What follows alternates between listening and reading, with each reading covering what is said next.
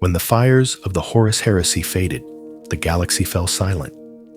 The Emperor was entombed upon the golden throne, his body broken, his will eternal. 10,000 years passed, and humanity learned to worship the silence. The Imperium endured not through hope, but through fear.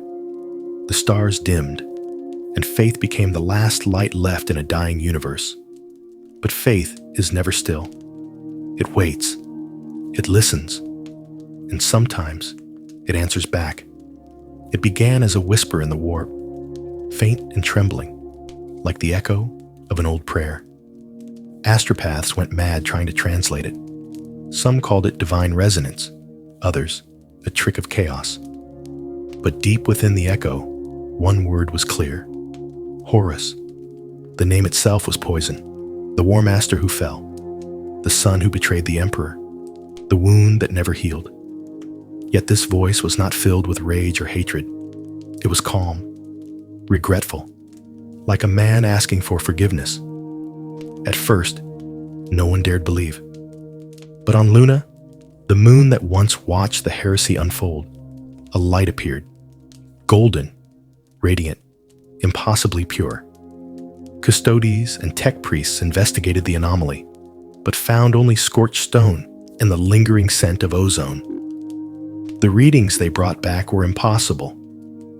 The energy signature matched one being in all of recorded history: the Emperor of mankind. Then came the visions. Across the Imperium, dreamers, psychers, and saints saw a figure wrapped in golden fire. Not the Emperor, but the image of his first son.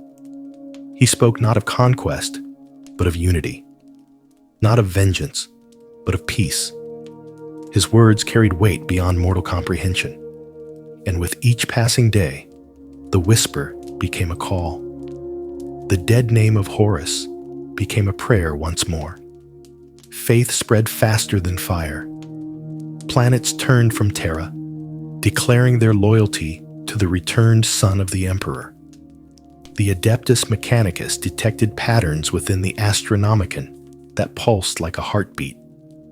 The Sisters of Battle wept as their hymns shifted in tone, resonating with unseen harmony. Even among the Astartes, fractures formed. Chapters that once swore eternal vigilance against the traitor legions began to question. What if redemption was real? What if even Horus could be forgiven? Guilliman felt it too. He saw it in the stars, heard it in the minds of his warriors, and feared what it meant. For if Horus truly lived, then every truth the Imperium was built upon could shatter. Still, he searched. He looked for proof, and found it. In the heart of the Segmentum Solar, a fleet appeared without translation, as if born from the void itself.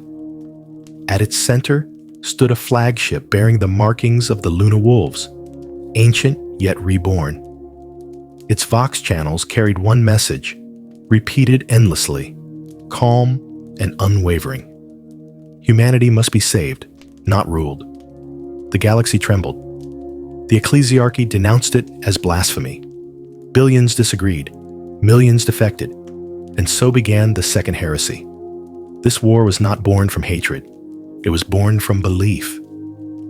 Horus spoke to the people as a savior, not a conqueror. He claimed he had seen the Emperor's true plan within the warp, that the Emperor never sought to be worshipped, only remembered. That mankind's faith had chained his spirit to the throne, that only by freeing him could humanity ascend. His armies grew with terrifying speed. Not demons, not traitors, humans, farmers, soldiers, priests, Astartes who could no longer tell the difference between heresy and hope. Planets that once fought for survival now burned with faith so bright it blinded reason. The Imperium fought back. Guilliman commanded fleets, calling upon the Custodes, the Sisters, and the Inquisition.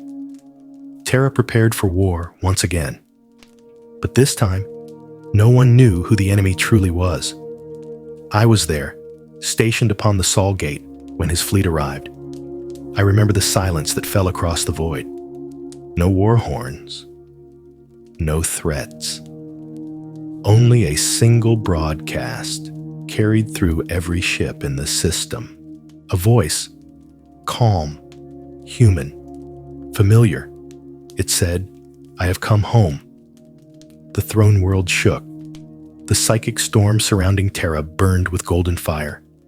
For the first time in millennia, the Emperor's light wavered, not fading, but shifting.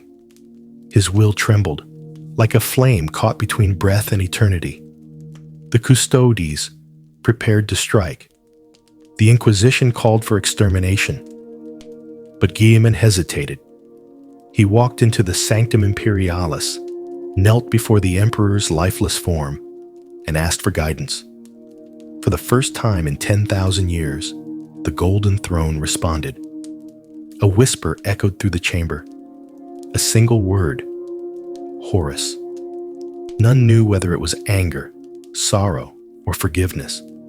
But the meaning was clear. The Emperor had spoken. The final battle was unlike any before it.